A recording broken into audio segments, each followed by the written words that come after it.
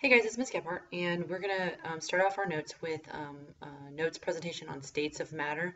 I do want to give credit to the creator of this. This is from G. Baker at thesciencequeen.net. So it just happens to be a very just easily understandable layout on the different states of matter.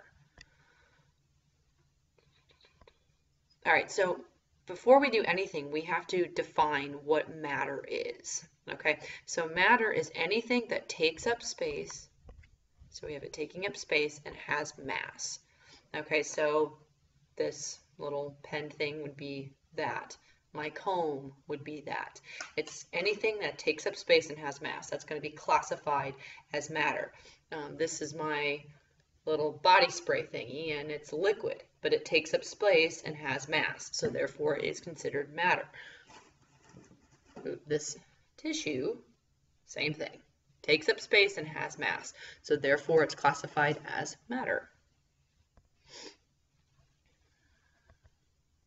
So first type of matter is going to be a solid, or first classification is solids. And this is where we have to make sure we pay very close attention to the definition. So a solid is matter that has a definite shape and volume. So it's definite, it's definitive. This is its shape. Here we go. Here's the shape. It's definite. Okay. When we look at a solid, the particles are in a very tight and regular pattern. So we can see how these molecules are, they're very lined up right next to each other.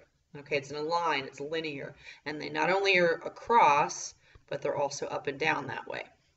The particles are very close together and they do vibrate. So when you think about that, I want you to think about solid objects as not actually being still. There is some very slight motion to it because the molecules aren't going to stand still, but you don't feel that motion. And then a solid doesn't take the shape of its container. It doesn't take, so like if I were to take, hold on, let me see if I can get an example here. So I have, I know you all are hearing me, okay? This is this little cup, okay? If I put this solid object in here, it's not taking the shape of the cup. Okay, so this is what it means when it says it doesn't take the shape of its container. It doesn't. A solid isn't gonna, just because I put it in this cup, this didn't become the shape of a cup. If I put my comb in there, it's not becoming the shape of this cup. The solid remains the shape that it was, okay? All right, so next we have a liquid. And a liquid is any matter that has a definite volume, but there's no definite shape, okay? So here we can, here's milk. We can kind of imagine that. Liquid will take the shape of the container. So here's my little body spray, and the liquid that's inside of here takes this cylindrical shape. Okay, if I were to put it in here, it would be a little bit bigger, or it would sort of spread out. The volume of a liquid, however, is the same no matter what the shape of the container. So this much liquid, this volume, if I poured all of this in here, the volume would be the same. It doesn't matter which container it's in, it is still the same volume.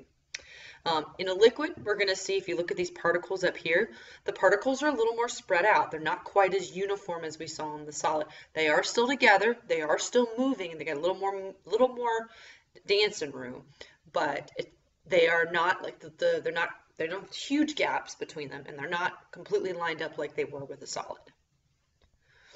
All right, the final one is a gas.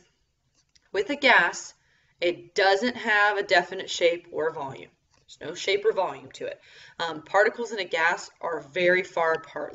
Much further apart. Look at the space between these particles. Okay, so gases have tons of space. The molecules are just dancing around, okay?